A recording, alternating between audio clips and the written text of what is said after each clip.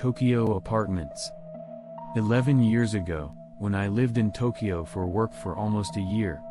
It was a 5-minute walk from a station along the Yamanote line, and, as I vaguely recall, it was a 5 or 6-story apartment building. There was a dry cleaner on the first floor. Across the street and diagonally in front of it was a real estate agency, and the real estate agency was the manager of the apartment. It must have been built more than 10 years ago. My first impression was that it was cramped and dark, with 4 apartments on one floor and surrounded by other buildings. The real estate agent showed me to a room on the 3rd floor, a 1-bedroom apartment with a unit bath. From the entrance, I passed through the dining room and kitchen, which was about 6 tatami in size, and the living room, which was about 6 tatami in size, was separated by a frosted glass shoji screen, and became my room. The rent is 200,000 a month. I, a countryman from a rural area, can't believe that amount of money. I was to live with my boss in the big city of Tokyo. On a personal note, this boss was a total jerk and was famous for making many of his subordinates quit. One night about 4 months after I had been living in a city I was not used to and feeling stressed out by my boss's bullying, I pushed the futon I had rolled up against the wall as usual and read the manga on the back of my head. As usual, I pushed the futon I had rolled up against the wall, put my back to it, and read a comic book. As I listened, I could hear the faint sound of a baby crying mixed in with the sound of cars passing outside. The wall to which I had pushed the futon was a concrete wall covered with cloth, and it sounded as if it was coming from this wall. When I put my ear against the wall, I could hear it more clearly. I thought, oh, it's the neighbor. It must be a baby crying at night. I thought it might have been the sound of a cat sakari, but honestly, I didn't care. I didn't know what kind of people lived next door, nor did I care whether they lived there or not. However, after that day, I began to hear the baby's cries frequently. One day on my day off, when I returned to my apartment after shopping, I found the front door of the room next door open. Curious, I peeked in from the hallway and saw a pair of black leather shoes in the doorway. Other than that, the place was deserted. Suddenly, the person in charge of the real estate agency appeared from inside. I greeted him, partly because I was taking care of him and partly because I felt guilty for peeking at him. The person in charge greeted me back as he put on his shoes. I was surprised to hear that the person in charge had moved next door. I thought so because the place was deserted, even though it was at the entrance. I left my apartment at 6 a.m. and came home after 10 p.m., so I thought there was no way they would notice me moving in, but the person in charge said, yes, they are moving in next Saturday and Sunday. The conversation was not going well. I asked him about it, and he told me that the house had been vacant until now, but that he will be moving in next week because he has decided to move in with a tenant. Then, what about the baby's voice? Could it be coming through the concrete wall from below or above? I was thinking, well, I guess this is it, but as the person in charge turned to leave, I stopped him and asked, do you have a resident with a baby in this apartment? The person in charge thought for a moment and then said, I don't know. I don't know. He said, I don't know, and said that another person in charge might be able to help. We exchanged greetings and left the place without any explanation. By the time I had been in Tokyo for 11 months, I was mentally at my peak because of my boss's bullying. My work was reaching its peak, and I was coming home at 3 a.m. and staying up all night was a common occurrence. I was so fed up with the situation that I went AWOL for 3 days. I was already in the mood to go back to my hometown. On the 4th day, I went to work and called the local company. The manager of the company was doddering about it, but I didn't listen to him. I announced loudly to my boss at work, well, I'm going home now. I will never come back here again. Then he said, I'm the boss, I'm the one who has to bear the responsibility for the loss you incurred due to your failure here. Isn't that unfair? You have to take responsibility too.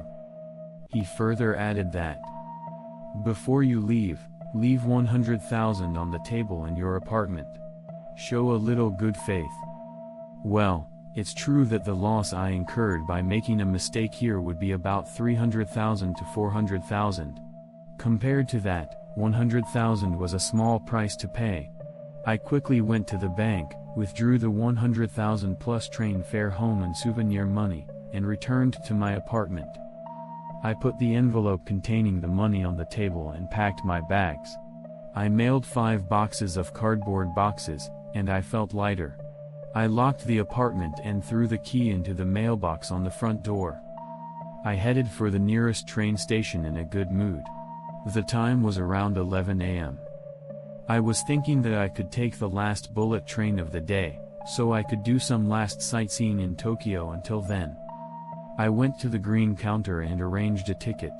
When I was paying for the ticket, I noticed something. That he had left something behind in his apartment. Then I run as fast as I can to my apartment. It is almost midnight. My boss sometimes goes back to his apartment during his lunch break. I didn't want to see his face again, so I hurried back to my apartment anyway. I was astonished when I reached the front of the room on the 3rd floor. I remembered that I had put the key in the mailbox. I stuck my hand into the post and managed to get the key, but I just couldn't reach it. I just couldn't get it past my wrist. I thought frantically. A real estate agent. If I go to a real estate agent, they should have the key. I dashed down the stairs and ran into the real estate agent diagonally in front of me.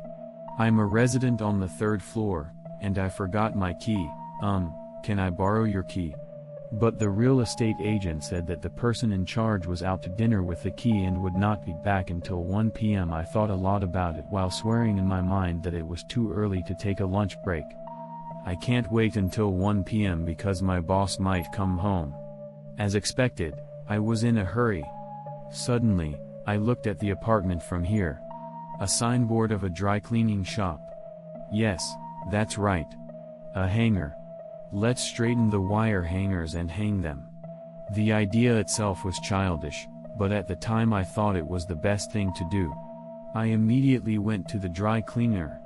I told them what happened and received a hanger. I looked at my watch and it was about 11:45. Time is running out.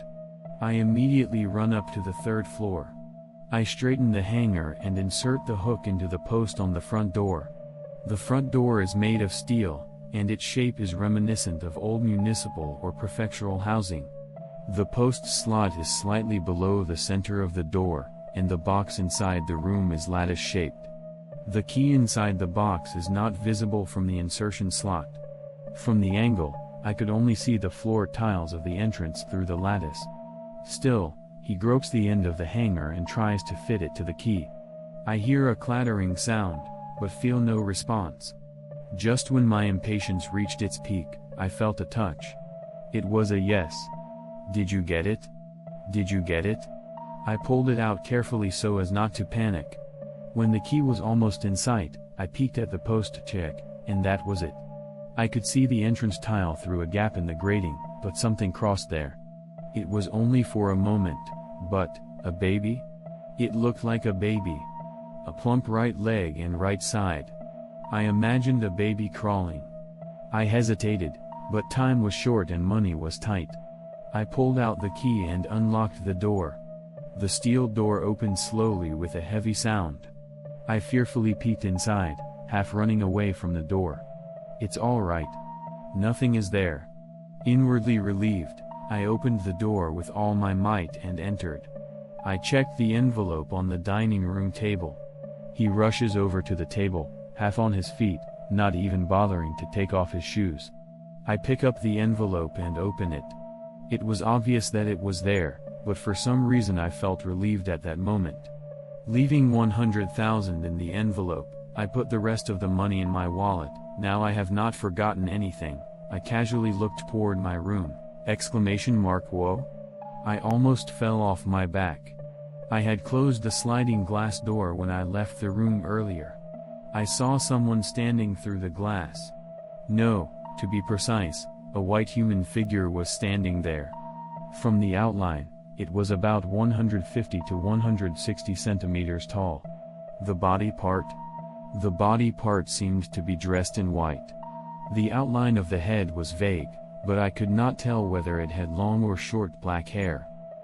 It is floating in the light from the window of my room. Just as I was beginning to panic, something stepped on the back of my right foot.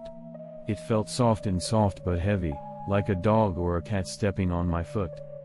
At that moment, I let out a strange yelp and jumped up. I immediately looked under the table. It was a baby. This time, I saw it clearly. A naked baby was crawling. Pale skin, unkempt hair, face turned down so I couldn't see it. She was cackling. I was in a complete panic. I couldn't take my eyes off the baby.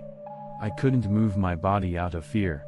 And then, I heard a rattling sound. Instantly, I turned my eyes to the glass sliding door. Something in my room was trying to open the shoji. A white finger was peeking through the 2 to 3 centimeters gap. I had goosebumps all over my body, and my instincts were screaming, "Run!" It screamed. I squeezed out all I could, splashed through the front door, and ran down the stairs. There was no time to look back. I ran as fast as I could. I crossed the road in front of me without signaling and ran to the real estate agency. As soon as he saw the real estate agent's employee, he burst into flames. "What the hell is that room? It's haunted. Explain to me what the hell is going on, you bastard."